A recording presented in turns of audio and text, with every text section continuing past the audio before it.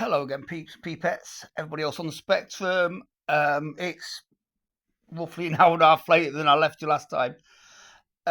It's only your man.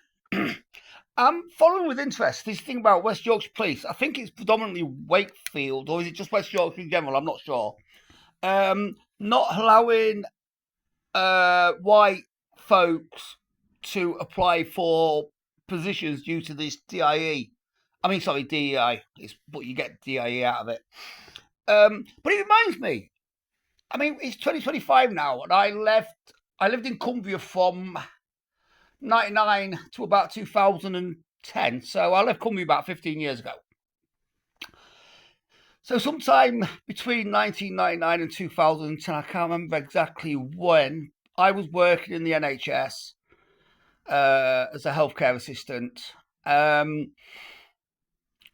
And at the time, it must have been early to mid 2000s, so probably 2004, 2005 ish. At the time, both the NHS in Cumbria and the Cumbrian police force did the same thing. They put a thing out. They wanted, I'm not sure within the NHS exactly, but I know the police force of Cumbria, because Cumbria is like a really sprawling county. It's huge. I think it's one of the largest counties in the UK. But it's very, very white British.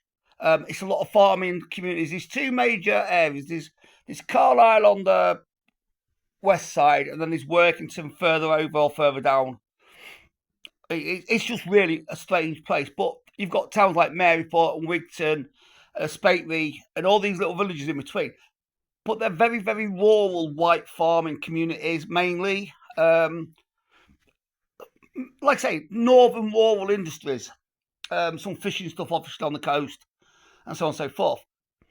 But I know the police force put a thing out saying I think it was police in general, they wanted 10% of the police force to be of the what then became the BAME, the black and minority ethnics. The problem with that was less than 1% of the population at the time. It's obviously changed now due to other issues, but at the time, less than 1% of Cumbria, of the entire Cumbria county, was BAME. But that didn't stop them going for their agenda. So at the time, there was it did happen within the health service as well. There was white Brits or white people in general applying for positions, and in the police force, there was white people applying for positions of PC and to join the force and so on and so forth, that was getting turned down immediately based upon colour. And this is going back, like I say, probably 20 years, which goes along the side of all the other things that are coming to the fore now, like the rape gangs and so on and so forth. These have been going on for decades and decades and decades. It's only just now that people are waking up and seeing, due to the explosion of social media, I presume, but it's only now that people are waking up and seeing. So this thing in West Yorkshire is not a new phenomenon. Exactly. It is gradually being introduced, and the seeds are being sown. And at the end of the day, you sow what you reap. If you sow what you reap, sorry. If you import, as everybody says, if you import a third world, you become a third world. But yeah, I just thought I'd give my tuppence on the fact that it was happening 20 years ago. And as an aside, just a little piece of pointless madman knowledge.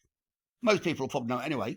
But Maryport in Cumbria is called so because Queen Mary of Scotland at the time, this is going back a couple hundred years or so, left Port Mary in Scotland and landed in England, and they called it Maryport, and that's how it got its name. But yeah, like I say, it's not a new phenomenon. It's sadly what has been integrated and forced upon us over the last 20, 30 odd years, 40 years probably. Anyway, again, take care of yourselves. Look after each other. Look after your friends, your family, your elders, and your relatives, your friends, your neighbours, anybody around the table, anybody you talk to near and far. Look after yourselves. Take care. Stay safe. Stay proud and loud. Peace.